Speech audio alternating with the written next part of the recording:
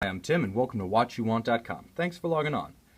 Today, we're looking at a vintage example of the Rolex GMT-Master. This is reference 1675, and you may be surprised to see that this reference is actually rendered in 18-karat yellow gold. As an upscale pilot's watch, the GMT-Master was available from the very beginning, 1955, in both stainless steel and gold, so this is perfectly natural. Maybe this one being circa 1970, the gold variant is a bit more of a Concorde pilot's watch for you aviation fans than a Pan Am, but Pan Am is in fact where this watch got its start. Jointly developed by Rolex and Pan American Airways during the early 1950s, the watch came into service in 1955 as the first automatic winding watch to incorporate the conventional seconds, hours, and minutes hands, plus a half-speed 24-hour hand, and the signature bi-directional rotating pilot's bezel. Now, the bezel is the key to the whole watch. It rotates in both directions because when calculating local time versus Greenwich Mean Time,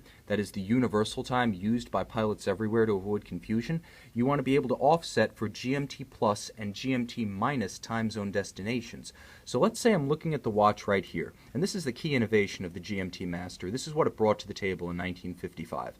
Let's say I am flying into New York, and I'm looking at a time that is about 20 minutes past 4 in the morning. Now, you know it's 4 in the morning because the half-speed 24-hour hand is pointing towards 4 with the bezel centered with the index at 12. Now, what I do is I offset those 5 hours between London, or Greenwich Mean Time, they happen to be the same thing, and New York, which is GMT minus 5. So I offset, turning it clockwise, and now when I offset those 5 hours, I can actually read the time at the 24-hour or GMT hand, so I can see that in New York, when it's about 4:20 a.m. in London, it's about 11:20 p.m. in New York.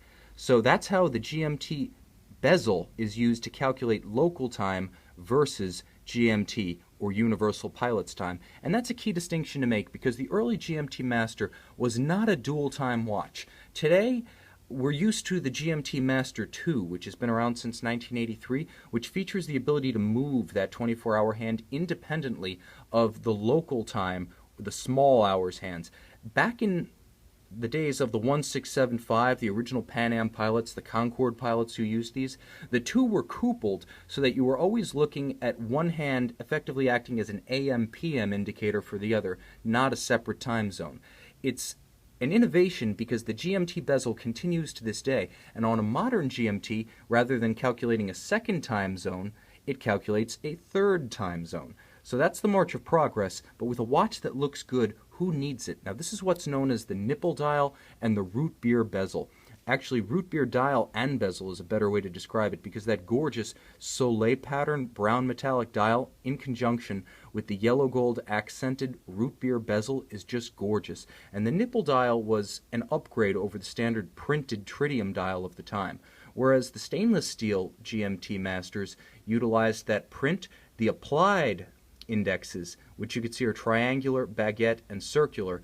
This is an upscale look. It's less prone to corrosion, it's less prone to degradation, and in this case it is aged beautifully, right down to the tritium on the individual nipples themselves. It is aged, it's gorgeous, but it looks like a new watch in the sense that nothing is crumbled, faded, corroded, or come loose. This is a rare survivor, folks, and you can see by the full-figured lugs and crown guards that this one has not been polished into dust.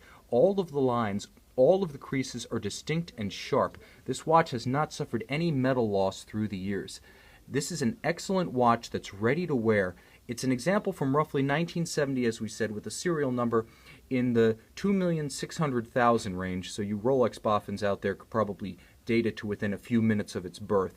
I'm going to say roughly 1970. Now, it is a Rolex caliber 1570 automatic winder. This is the 19,800 vibration per hour unit that was introduced in the late 1950s, always chronometer rated, as are all GMT Masters and GMT Master 2s. It was an upscale watch from the beginning, always a chronometer, but this is the upgraded chronometer movement that came into use in the GMT during the 1960s, first introduced into the Rolex line during the 1950s.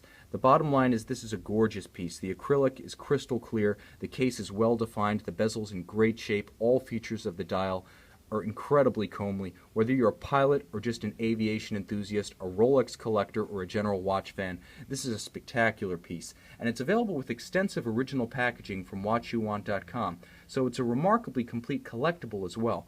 Now, in the true pilot's fashion, we've put this one on a NATO strap, which I think, in conjunction with the root beer dial, the root beer bezel, and the yellow gold of the case, makes for a tremendous presentation and a very dramatic entrance. This might be the ultimate conversation piece. If you are a techie, you're probably into planes.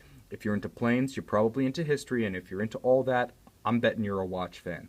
So check out this GMT-Master reference 1675 with root beer dial and root beer bezel in yellow gold on watchyouwant.com with extensive original Rolex equipment. See it in high-resolution photography. Does far more justice to this thing than my camera ever will. This is the iPhone. Check it out in studio photos. I'm confident that if you're into aviation, you're into watches, and you've got a soft spot for vintage Rolex, this 1675 yellow gold root beer dial GMT Master just might be the watch you want.